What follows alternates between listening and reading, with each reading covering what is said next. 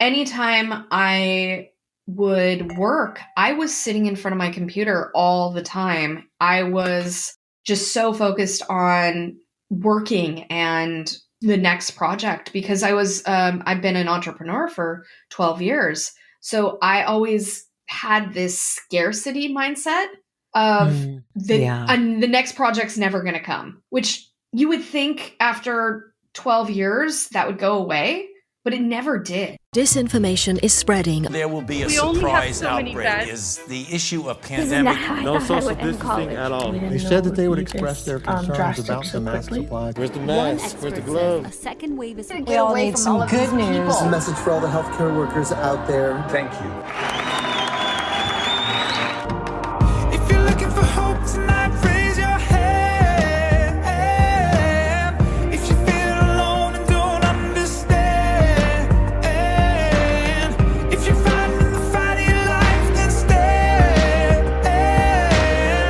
From Santa Rosa, California, this is 19 Stories. I'm Cheryl Halling. The guest joining me today is the owner of Shana Bull Digital Marketing. She's also a best-selling children's book author of Randall, the Blue Spider Goes Surfing, a book she co-wrote with her son Ryeson when he was just 2 years old. Her official title, if you will, is Digital Storyteller because she's passionate about helping brands connect with their audience and tell their unique story through digital media. She specializes in working with wine, food, and travel brands, marketing agencies, and local businesses in California. She's been named one of the top 40 under 40 young professionals by the North Bay Business Journal and one of 16 brilliant thinkers to follow on LinkedIn by LinkedIn Business Solutions in 2021. Let's meet this young dynamo by welcoming Shana Bull to 19 Stories.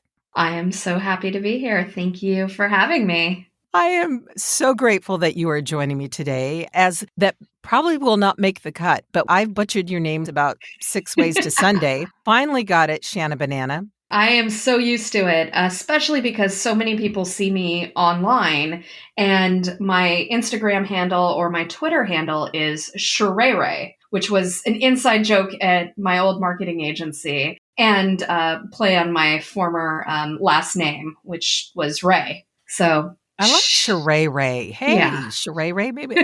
I don't know you that well, but I so appreciate your patience as we kind of muddle through that, as I muddled through that. And I'm especially delighted as you are an East Bay gal, and I'm delighted to present stories from one of my neighbors. That's very cool. I'm excited. Yeah, we moved from Santa Rosa to the East Bay right before the pandemic to be closer to my husband's work, because I can work from anywhere. As long as I have an internet connection, I can work from my phone or my computer. And my husband was going into the office and having to drive. Of course, now that office is now closed down. His business is still there, but he works from our backyard in a shed that he created, not just a random shed. He made it his little, man cave. Had he ever worked from home before? Yes. So he works for Cisco. They are the ones who created WebEx. And so he's used to working from home. His employees are all over the world. So he has to work from home right now anyways. So it's been really easy for him to pivot.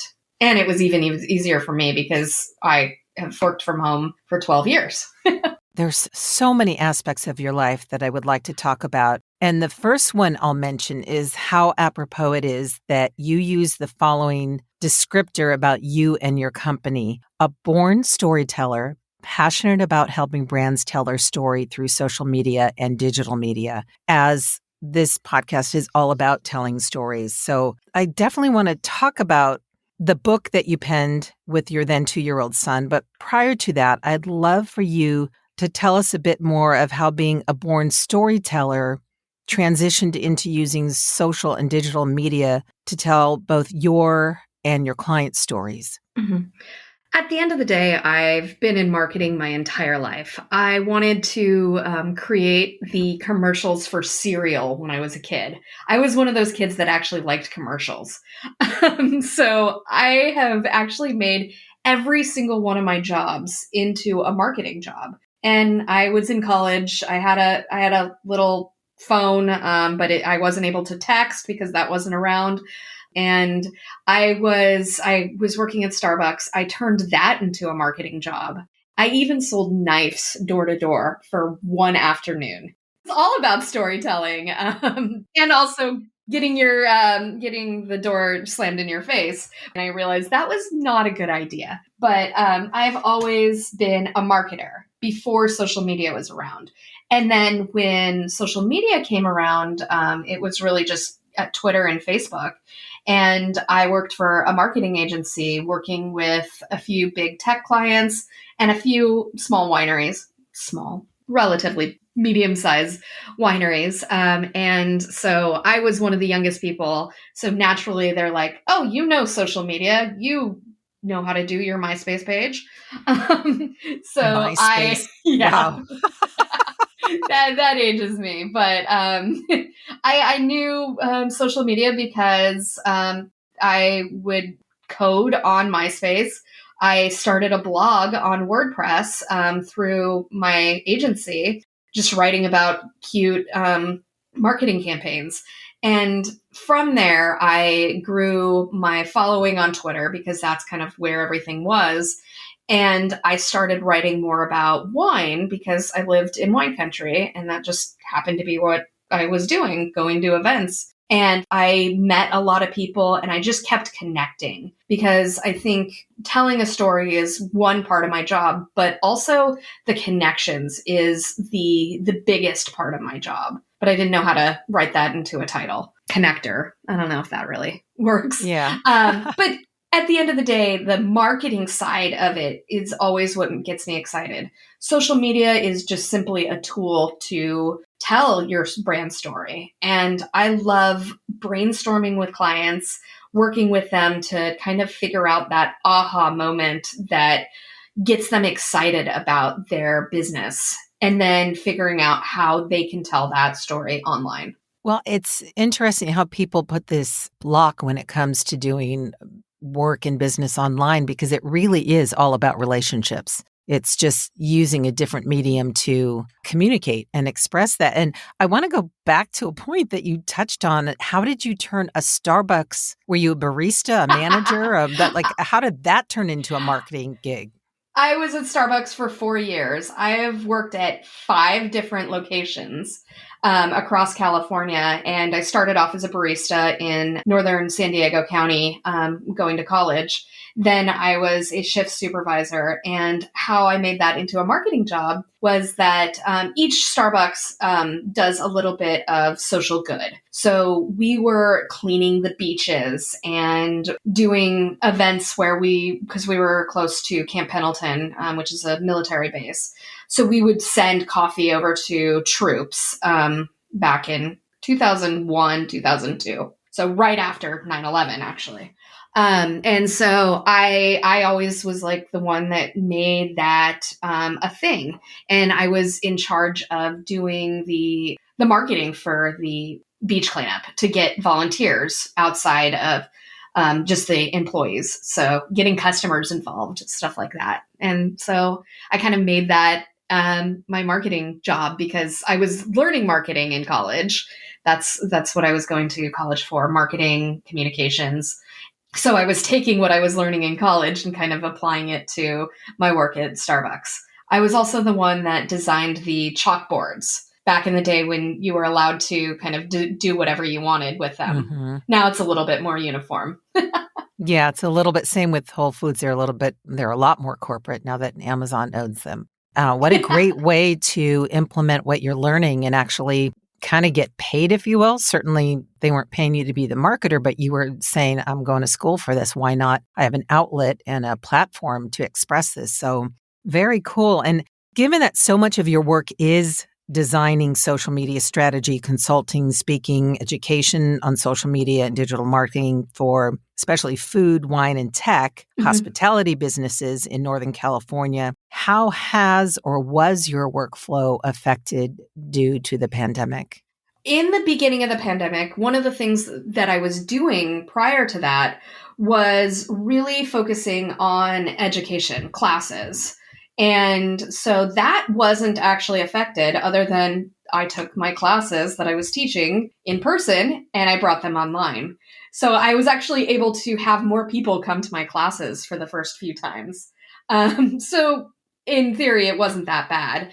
I did give a lot more discounts because I knew that businesses were hurting more than I was, because I was used to working from home. I know a lot of people that weren't, and a lot of businesses, because travel basically stopped, a lot of businesses were hurting. So I did do a lot of discounts, but I was able to get more people to come to my classes than I was before. So kind of all evened out for me. The part that I did lose, I had one gig where I was literally going to Oakland on BART. I was taking the BART twice a week to Oakland to do an events marketing, working with a nonprofit to do events with women and inspiring them to help in the tech industry and kind of build and empower women in the tech industry. So that went away because they didn't want to move that online. They wanted that to be kind of an in-person thing,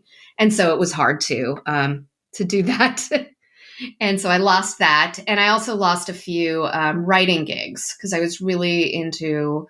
I'm a journalist as well. There's a lot of different titles that I have, but I was writing about concerts. I had a monthly column. And wow. obviously that went away. That went away. Yeah. Yeah, I loved that so much. It was just fun learning about what concerts were coming to Sonoma County. So that went away. And a few other of my writing gigs went away at the exact same time. But I was able to kind of supplement that with the events that I was doing in the classes until I couldn't work anymore, which I think we'll talk about in a second. Yeah. I mean, do you foresee those coming back, those writing gigs? You know what? I am not necessarily focused on those. I am doing a few writing projects for other publications, which is really fun. I've been writing for the East Bay Express. I just wrote my second article for them. So kind of getting to know my new neighborhood instead of just focusing on Sonoma County brands. So I'm excited about kind of learning about new locations here in the East Bay. Well, there's some really cool locations in the East Bay. I think you're in a pretty sweet spot to access so much. It's been fun. And I've tried to every week during the pandemic, we would always try and find a new place to go to get food either delivered or pick it up. So we've been able to still support local businesses throughout the pandemic without physically going there. There's a whole other industry. It's, whoever thought that, I mean, it existed before, but certainly not to the level that it does now for delivery, even of coffee. I have my favorite coffee spot up here, and it's amazing how many people are there to pick up coffee to deliver it. And it's like, go figure, right? I actually did write an article on this. One of the things that was happening, these were all trends that were happening prior to the pandemic. Mm-hmm. And the pandemic accelerated e-commerce, people buying things online, curbside pickup. I don't even remember the last time I stepped foot into a Whole Foods because now I order it online and it's either delivered to me or I pick it up on kind of the side of their location. And it just makes it easier for me because it saves me time. And I actually end up spending less because I know exactly what I want. Oh, yeah, as opposed to the end caps and everything else that grab your attention. You and I met during an online Zoom professional social gathering. And in learning more about you, I was not only blown away by your energy and positivity, but even more so when I learned of a diagnosis you had just as the pandemic was starting to kind of adversely affect all of our lives here in the U.S. And to quote a heading from one of your blogs that you wrote at the time, 2020 is a literal pain in my ass. Finding out I have cancer during a pandemic was not part of the plan. And given that you wrote about it and have a desire to educate people about what to pay attention to in getting this type of cancer diagnosed, would you mind sharing what you're referring to and what you're going through? Absolutely. So I kind of hinted at it earlier. I had to stop doing classes and basically all work because this time last year, I found out I had anal cancer. It was a few month process because they were trying to kind of put a Band-Aid on some of the symptoms that I was having. And I had to force them to see me in person. I was like, this is not working. And they're like, okay, we'll try this and then call us in a few weeks. I'm like, no, you need to see me in person right now, or there's no or. You need to see me in person. As soon as they saw me in person, they knew there was something more. And from there, I don't even remember. I had like 8 different types of scans, and it turned out I had stage 3 anal cancer. That means that I had a tumor that was the size of an egg in my booty, right next to it. I laugh because it's just the oddest cancer to have, because it took me a long time to even say the words anal cancer. It's embarrassing, and it's really hard to say, but I know it's important for me to say it, because the less embarrassed people feel about it, the more likely they will go to the doctor if they feel like they have symptoms like hemorrhoids or something off with their body. And so ever since I got the cancer diagnosis, I went through treatments. I was bedridden for a month and a half. I couldn't work. Wow. I went through radiation and oral chemotherapy, so I didn't lose my hair. And the chemotherapy that I went through, it wasn't as debilitating as maybe the chemotherapy that you get through an IV, but it made my head foggy. I couldn't concentrate. I couldn't write write articles. I couldn't do anything. And so it took me a long time to kind of come back from that. And then the actual physical issues of radiation just destroy your muscles. So it took me a while, but I'm feeling much more like myself. In fact, I'm feeling better because as of a few months ago, the tumor is gone. Wonderful. So, wonderful. Yes. Yay. That's a celebration. So the treatment worked. Exactly. And I went through being bedridden to like mobility exercises and eating as healthy as I could be, because I knew that I needed to make my immune system just work and get rid of that tumor. And so I didn't drink any wine. I ate so many more vegetables, and I made it a point to make health more of a priority than I ever have in my entire life. Like prior to cancer, I would always want to lose weight just to be honest, for vanity reasons. And now it's because I want to live. And I know that eating healthy and movement and not sitting at my desk for 8 hours a day, I know that how much better I feel because I listen to my body. And before, I might not have felt good, but I didn't listen to my body. And so I would just ignore it and be focused on my work. And I could sit at my desk for hours and hours at a time, just writing or doing something, because I am so passionate about what I do. But I realize that is not healthy. It'll burn you out regardless of getting cancer or not. It's not good for anyone to be sitting down all day or not eating vegetables or, I meal plan now, and it definitely, that's what helps me. So, yeah. Thank you so much for being transparent with that and being willing to share that, because one of the things that I talked about with another guest in regards to working all the time and, being driven and being passionate, but not paying attention to what's going on either in your own life or your own body, and finding not necessarily balance, because I think in some ways that's a myth, because there's times it requires a lot of energy to do something and less energy at other times.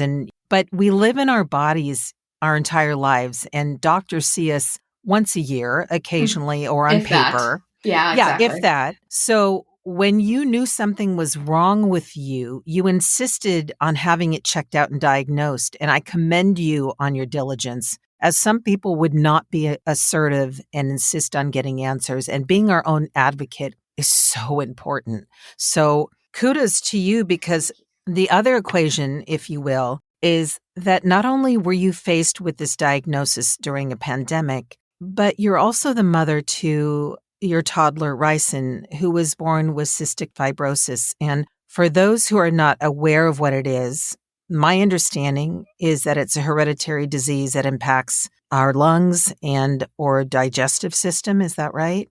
Mm-hmm. It is, exactly. It impacts his lungs and his pancreas. So it impacts his pancreas kind of similar to like a type 1 diabetic, but obviously very different. It's a progressive disease where this mucus builds up inside of his body and it prevents him from being able to breathe. So ever since he was 2 weeks old, he has been doing breathing treatments. He does breathing treatments twice a day or 4 times a day if he's sick. And it just helps kind of clear out everything. So like, he's actually more healthy than my husband and myself. He, even if he gets a cold right now, he does his breathing treatments and he's better in a day. It just kind of helps clear everything out so he can breathe better. This disease is completely different disease than even 5 to 10 years ago. 10 years ago, I think the average lifespan of people with cystic fibrosis was 30.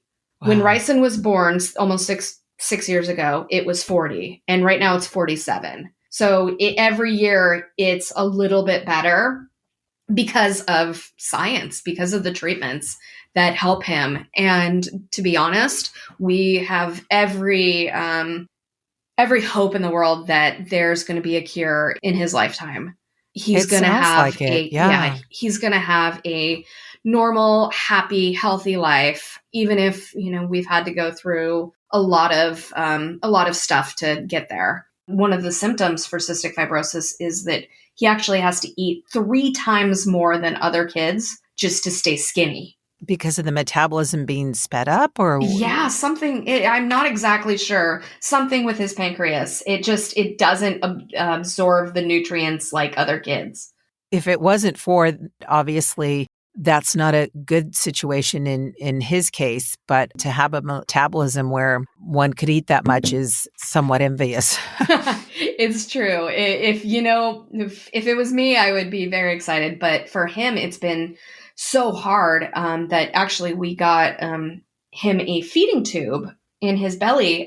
He had surgery when he was 2 years old. So he's been through a lot in his 5 years of being on this world, but he is a smart and funny, and he is so kind. What I've heard is that kids with cystic fibrosis, they have to grow up a lot quicker than other kids. And we've definitely seen that with him because he's had to take care of himself.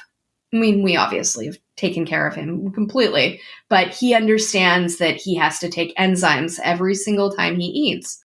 He understands that he can't let other kids play with his feeding tube because it would hurt. And he understands that he has to do his breathing treatments every single day. So it's helped him kind of set a routine, and he's just a good little kid.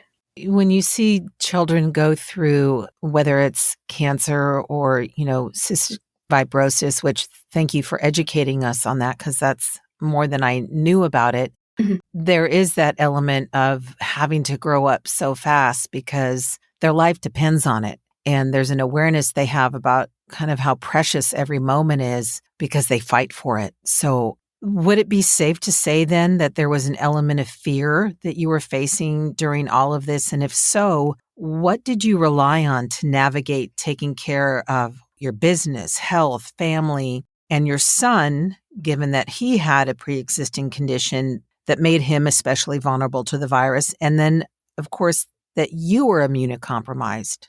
Mm-hmm. It was definitely scary during the pandemic. We've always, so even before the pandemic, we had to be careful of germs because of Ryeson. Because of his lungs, he's been susceptible to, if he gets a cold, he could potentially be in the hospital. Like I mentioned, he hasn't had to deal with that, but there is always that in the back of my mind. So we've always had to be careful about germs. And so when the pandemic first happened, we were ready. We already had our Clorox wipes and masks and stuff like that. So that was something we were already used to. And so it made it really easy. And moving forward, we're going to be wearing masks during cold and flu season every year. Like we're going to go to Hawaii later on this fall, and we're going to be wearing masks whether they're required or not. And it's just because it makes the most sense for us. So we were ready for it. And I will say my husband has been my rock this year. When I couldn't work, he took care of Ryeson, myself, and him, and then worked full time. Thankfully, he was working from home. So that made it a little easier, where there wasn't the expectation of him going into an office. He was able to work from home and help me out if I needed help even getting out of bed. He was able to drive me to my daily radiation appointments, which was a half hour away because I was under so much medication that I couldn't drive for 6 months. And so he was able to really step up. And I will say that Ryeson was in preschool, so we were able to send him back when it was the worst of my treatments. So it wasn't a 5-year-old being at home while I was bedridden. So we were very thankful for that. If he was any other age, he wouldn't have been able to do that, and we would have had to find something else. But because he was so young, his cystic fibrosis doctors said, yes, it's okay for him to go back to school. We did take him out around Christmas when the COVID numbers started going up everywhere, but I was already feeling better by then. What a blessing your husband definitely is to you and your family. And those are the tests in our relationships, right? Absolutely. And the fact that he stood by you that way, and Ryeson got to go back to school when he did. There's some small glimpses of grace in that. And speaking of your son, Ryeson, let's talk about this #1 new release book you both co-authored, Randall, the Blue Spider Goes Surfing. What a fantastic name, first of all. And I'd also like to give a plug to your wonderful illustrator, Brady Lovell. I actually know him. He is married to my college roommate. And Brady is such an amazing guy and graphic designer. And I knew I wanted him to draw Randall because he does these cute little cartoons that's on his Instagram page, Fat Tabby Designs. I knew that he was going to be the one to bring Randall the Blue Spider to life. And yeah, this is a book that Ryeson and I wrote when he was 2 years old. What happened was we were down in Long Beach because that's where my in-laws are. My father-in-law actually had a cycling accident where he was in a coma. He is all better now. He was in the ICU, and because Ryeson has cystic fibrosis, he couldn't go in the ICU. So we drove down there. My husband went to the hospital to go be by his dad's side and be there for his mom and with his sister. And Ryeson and I drove to the beach because we didn't want to just sit in the parking lot. And so we went to the beach. We went to, it's a little playground in Seal Beach, which is in northern Orange County. And it's a playground literally on the ocean. It's at the Seal Beach Pier. And it is beautiful. So he was just doing the swings, looking at the water, getting amazing salt air because salt air is really good for lungs in general, but especially cystic fibrosis kids. So he saw people that were surfing and he was asking what they were doing. They were holding, giant surfboards, and he's always been a very curious kid. And I swear he has talked since he was 11 months old, like just rambling on little words that don't make sense, but he was just asking questions. And so I told him about the surfers and what they did. And then we drove back to the hospital, and he was just going on about how it would be so much fun if it was a little surfing spider, and that he would be so nervous if he was a spider that was surfing because he would be so scared if people were watching. And so I just started asking him questions. What would you do if you were nervous? And he said, if I was a spider, I'd rub my belly, and then I wouldn't be nervous anymore. And then I literally was just like, I need to write this down. This is just so freaking cute. And so I wrote it down.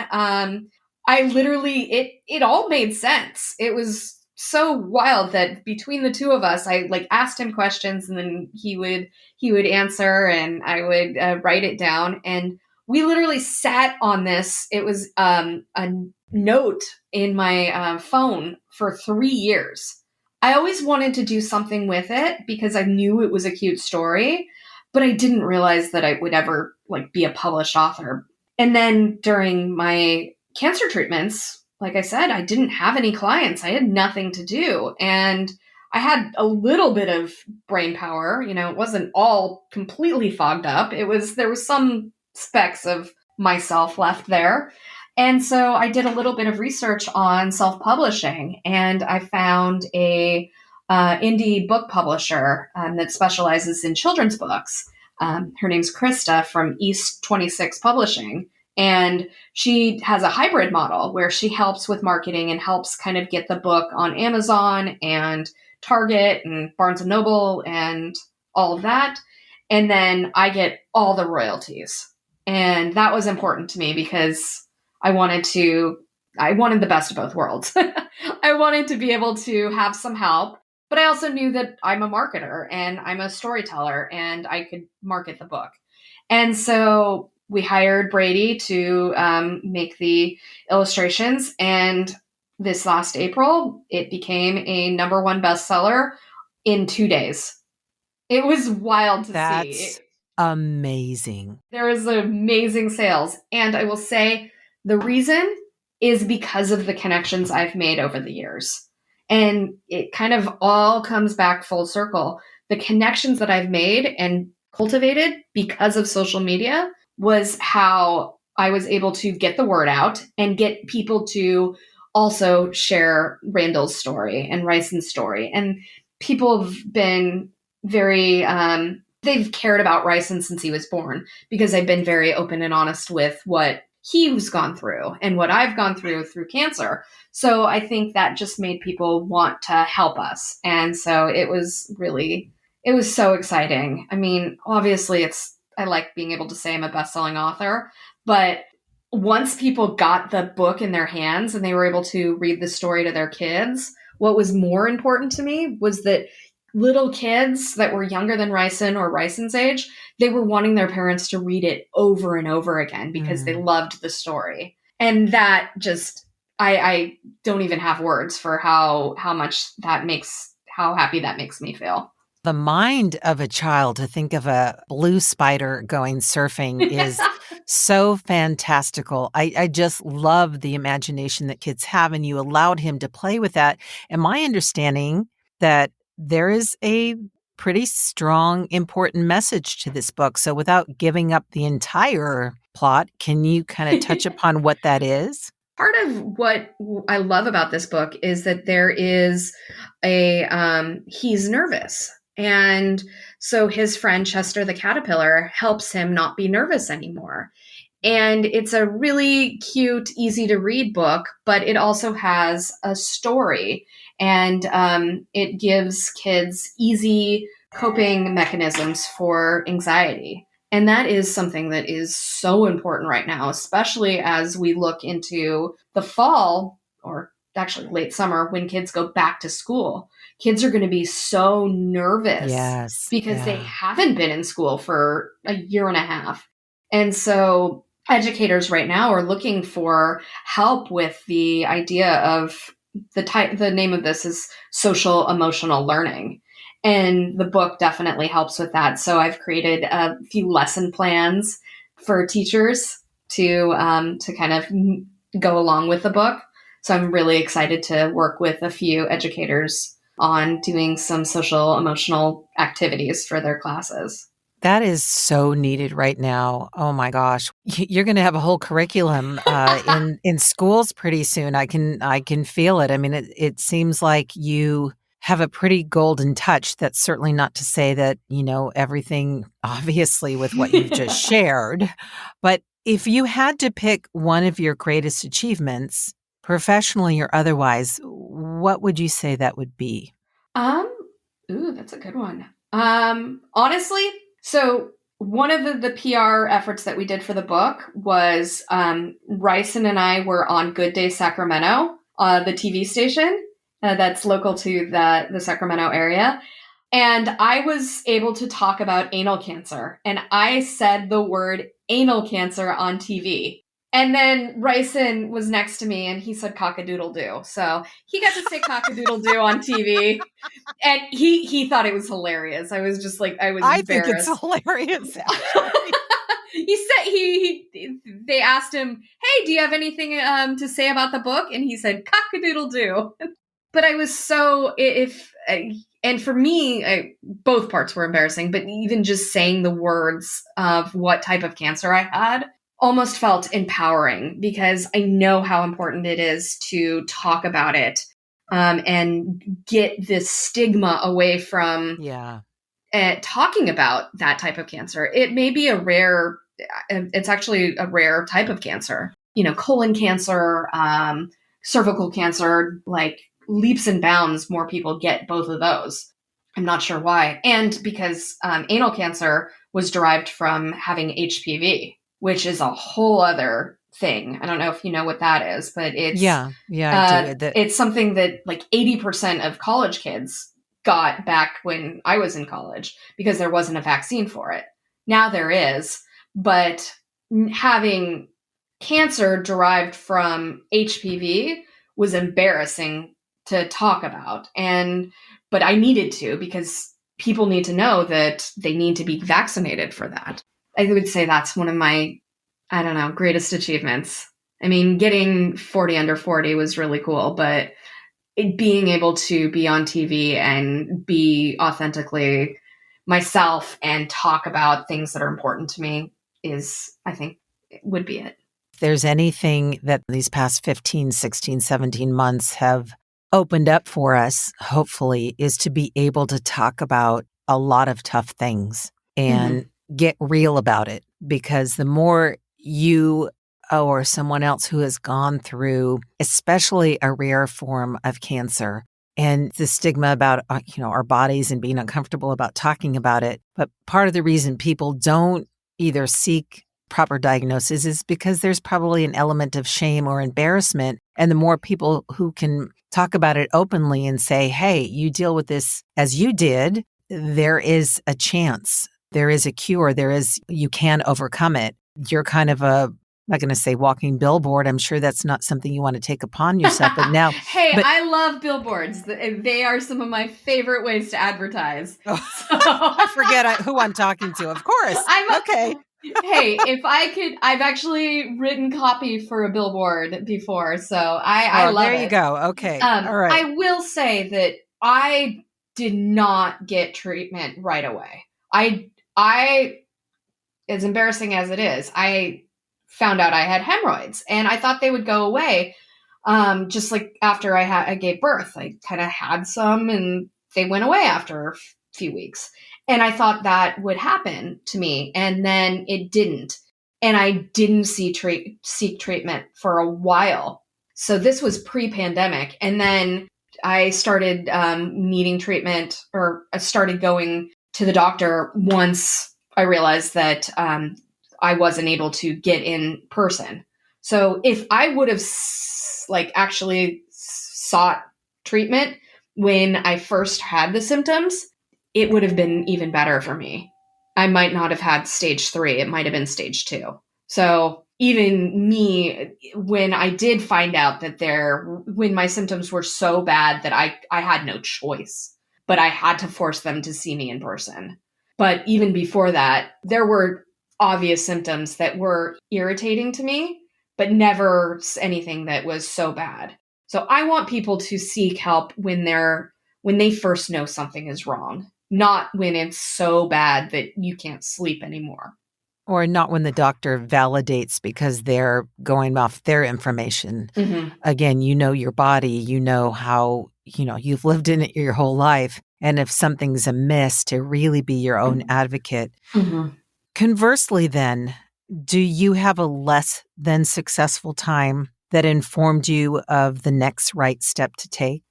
I mean, I think it comes down to before my cancer diagnosis, anytime I would work, I was sitting in front of my computer all the time. I was just so focused on working and the next project because I've been an entrepreneur for 12 years. So I always had this scarcity mindset of the next project's never going to come, which you would think after 12 years that would go away, but it never did. And I don't know why. It was always just there, even though all of my projects that I've done have been because of word of mouth and doing good work to the point where other people would recommend me, or my name was just known in the Sonoma County wine marketing industry. So I just always was saying yes to people, even if I didn't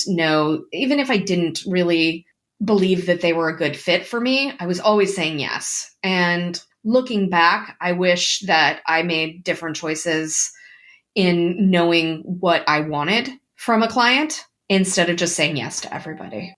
Well, that's something that definitely informs you of the next right step in your life moving forward. Listening to your intuition. I think is something that I didn't do in the past. I would say that changed right around when I had Ryeson, because with a kid, you have to be more intentional with your time. And prior to that, I did not have to be intentional with my time. I could be working at 10 o'clock on a Friday night, and I would be. But with a kid, you're not doing that. What makes you hopeful? People. My connections with other people. I would say that during my cancer treatments, the people that reached out to me are obviously like good friends of mine that I talk to on an ongoing basis. But there are some people that came out of the woodwork that I haven't talked to in years.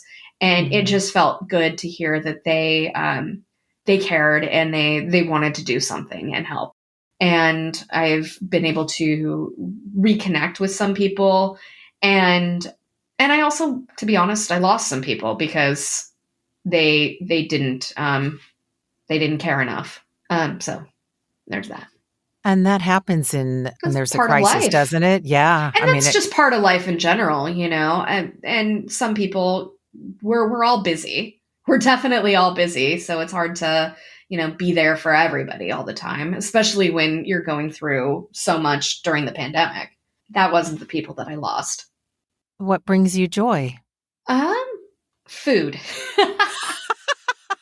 Well, anyone who looks at your Instagram account would know that. Food. In fact, you just had a contest and I missed it. You were giving away ice cream.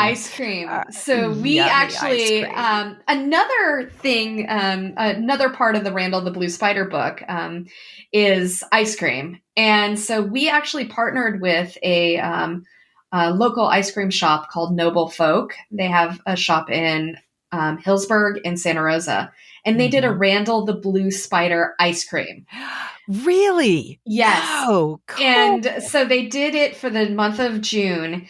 And part of the proceeds from every single scoop or pint, people bought pints, went to Cystic Fibrosis Foundation. And so it was really, really fun to bring Randall, this little character that my 2-year-old wrote, and create an ice cream. It was a blueberry with cheesecake chunk ice cream. Oh, and that it was sounds so divine. Delicious. Are they not doing it anymore? That was just a limited run? It was just during the month of June on weekends. And I'm finding out how much we are going to donate. But it was really good. People loved the ice cream. And so, yeah, I did a giveaway.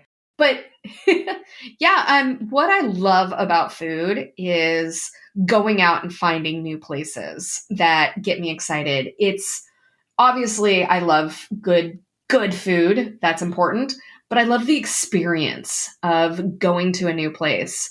And that's also what I love about wine. It's not just the taste of the wine. It is the experience of going out to a winery and getting to talk to people and feeling at home or feeling excited and just really connecting with other people. Especially in Sonoma County. It's one of the most beautiful destination places in the world. And to be able to sit out and look at the vineyards and feel a breeze that we have during the summer that you don't, I lived in the South for a couple of years. There's no breeze in the summer. And if it is, it's got massive heat and humidity attached to it. So Exactly. it's that whole joie de vivre experience, right? And if anyone isn't familiar with your, like I said, your Instagram account, which will give you ways for people to get a hold of you, but they should visit your site. So before we wrap up here, I would love to know if there was a soundtrack to your life, what would be on it and why? What a great question. Right now, I will say I am really feeling Miley Cyrus and Olivia Rodrigo. I don't care if they're 20 years younger than me. I love them. I don't know if you've heard Olivia Rodrigo, but like her whole album is all about breaking up and it's like teenage issues. And for some reason, I go back to her song and it like brings me back to when I was 16, my boyfriend moved one city away and we had to break up. And it was the most devastating thing in the entire world. I was like, I'm never going to love again. But and as teenagers think your first love or whatever it is that you exactly, you're just bleeding from, yes, you're a bleeding heart walking around on legs. And yeah. So that I would say Olivia Rodrigo right now, because her album is just, it gives me Alanis Morissette vibes. Like Alanis Morissette wrote an entire song about breaking up with someone, and that's what it gives me. But also, I would say Counting Crows. The song "Mr. Jones" is great song. Like simply one of my favorite songs to sing at the top of my lungs. It really is. And fun fact, my son was actually born while this song was playing in our hospital room playlist. We had a Spotify playlist that my husband, I don't remember it, but my husband, he promises me that Mr. Jones by Counting Crows was playing when Ryeson was born. So he actually has a crow tattoo on him because of that song. So no, you're talking about your husband, not Ryeson. Yes. Okay. Yeah. No, my 5-year-old does not have tattoos yet. Okay. He has to wait until his 10th birthday. I don't know. No.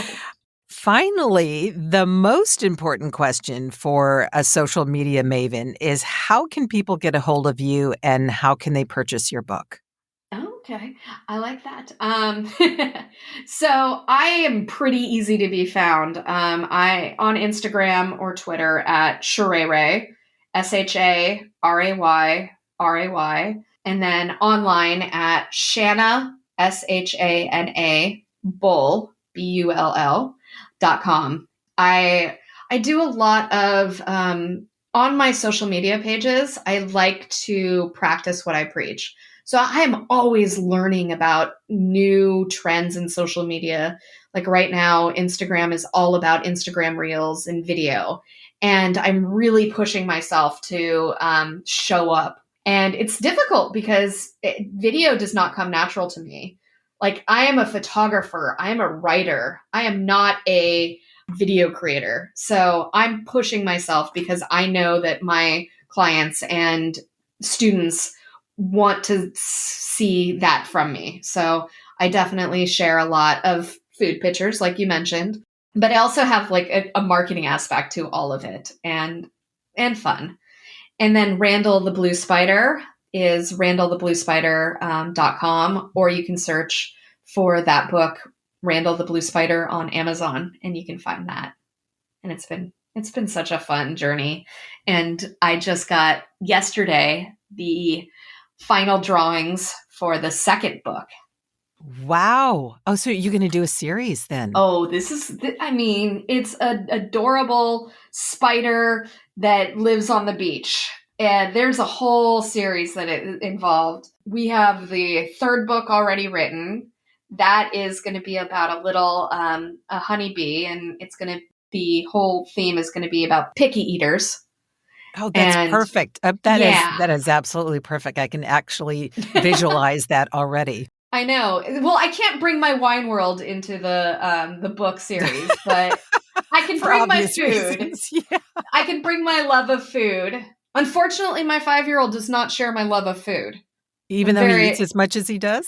He has a feeding tube, so a lot of his calories actually come from the feeding tube. Yeah. Mostly because he doesn't want to eat anything.